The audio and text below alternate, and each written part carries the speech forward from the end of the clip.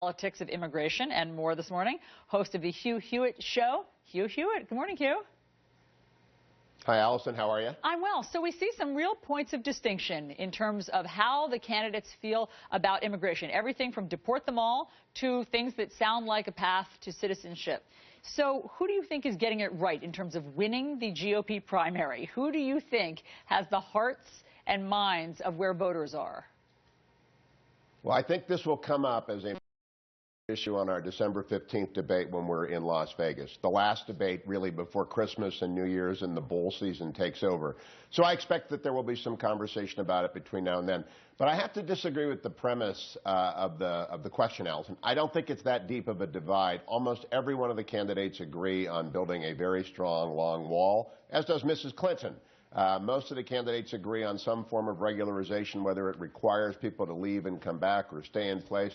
I think actually the more interesting question to emerge from 2 nights ago is the debate that broke out between Marco Rubio and Ted Cruz on one side and Rand Paul on another over national security and America's role in the world. And on this, all of the Republicans are united that Mrs. Clinton had a catastrophic tenure at the Department of State, that America's in retreat around the world, that the nuclear triad has been decimated by President Obama's neglect. And I think you'll see them come together on that issue and talk about priorities there. So I tend to resist and push back on sort of Manhattan Beltway narrative that this is going to tear the Republicans apart. It's interesting. It certainly matters to maybe 10% of the base more than any other issue. But 90% of the Republican primary electorate wants to know who can beat Hillary Clinton. Okay. And that will be the defining issue coming forward. I'll take your cue, Hugh. And we can pivot away for a second to talk about that moment, because it was a really interesting moment between Marco Rubio and Rand Paul in terms of military spending and who is the most conservative. So let's play that, and you can tell me who you think won. And yes, I do want to rebuild the American military. I know that Rand is a committed isolationist. I'm not. I believe the world is a stronger and a better place when the United States is the strongest military power in the world. Marco, how is it conservative? How is it conservative to add $1 trillion expenditure for the federal government that you're not paying for? How is it conservative? Is it conservative to add $1 trillion in military expenditures? You cannot be a conservative if you're going to keep promoting new programs that you're not going to pay for. Hugh, how is it conservative to add $1 trillion expenditure? You see, that is what I want to focus in on December 15th. I'm not going to tell you who won, Alisyn. I'm going to tell you that I hope to have in my question set a bunch of questions about the nuclear triad. How many aircraft carriers do we need? Right now we've got 10. The president's let it slip to where we cannot have 3 deployed full-time. We just found a new contract from Northrop Grumman for the B-3. Boeing has appealed that. The B-3 is a strategic bomber. We definitely need a strategic bomber.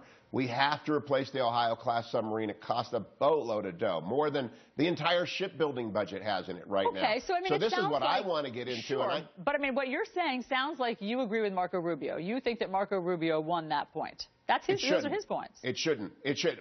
As a debate panelist, I do not have a preferred answer. I think that the Republican primary voter wants to know exactly which each of these candidates think about American greatness, and they want to know how they're going to contrast that with Hillary Clinton presiding over America's retreat in the world.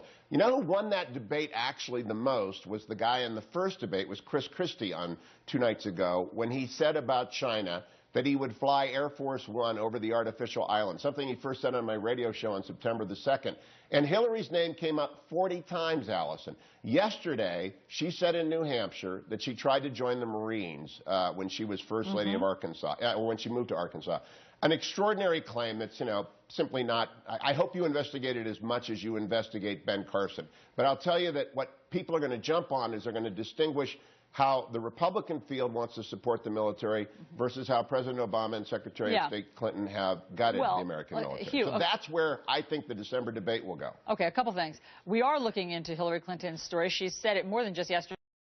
said it several times over the course of her career. And much like the Ben Carson story, it's hard to pin down these things that are decades old. It's hard to find the person who can definitively say, yes, that moment happened. So while Jeff Zeleny did report on this, and they are looking into it, we're going back to her campaign to say, can you help us figure out how this happened and when this happened and exactly what happened? But I want to get back to what you said about immigration, because there is a risk. Alisyn, can I? Yeah, go. I think you need to confront the former First Lady and the former Secretary of State with the same degree of passion and doggedness that you did Dr. Carson. I think everybody in the media has to ask Mrs. Clinton with the same degree of intensity that they asked these Republican candidates. She tweeted out about Donald Trump, it would be inhumane to deport 11 million people. Agree or disagree?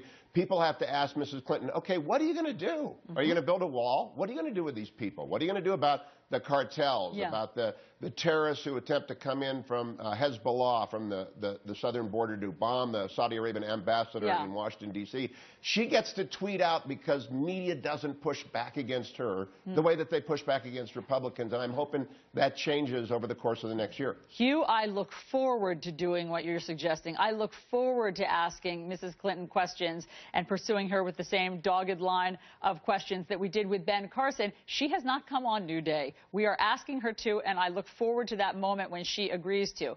But one more thing, Hugh, about immigration, because there is a rift. It's not, I think you're glossing over it a little bit. It's Ted Cruz who is sort of opening this salvo against Marco Rubio, and because of the Gang of Eight, because Marco Rubio was involved with this bipartisan plan with the Gang of Eight, with the liberal New York Senator Chuck Schumer. Ted Cruz is basically saying that disqualifies his plan on immigration. It does sound like that there is a rift developing between the GOP candidates. Oh, there are disagreements. Absolutely, there are disagreements, and they will talk at great length about them in the December 15th debate, and I'll be happy to ask about them. But every single one of the Republicans has a plan. Mrs. Clinton has a tweet. And so what I think the Republican primary voter wants to know is, who is going to best exemplify what a Republican policy is going forward on smart immigration, strong border security, national security issues? Mrs. Clinton did nothing as Secretary of State, nothing to stop the visa overstay problem, which accounts for 60% of our illegal immigration problem. She did nothing when she was Secretary of State to advocate for border security. She managed to blow the Arab Spring completely. Libya is a mess. Syria is a nightmare. Russia reset button. She tries to blame on Medvedev, which underscores the fact that she's clueless about Putin. Yep. These are the issues that I think the Republicans agree on, and that's where I want to spend our time on 12/15. Right now, the media is trying to divide the Republican field over immigration. Yeah. I think it's my job as a conservative media person to point to the fact that the biggest divide is between the Republican field and Mrs. Clinton, and that she's out of step with America. That's my job. You've done that this morning, Hugh. Thanks so much for being on. We are looking forward to that debate in December.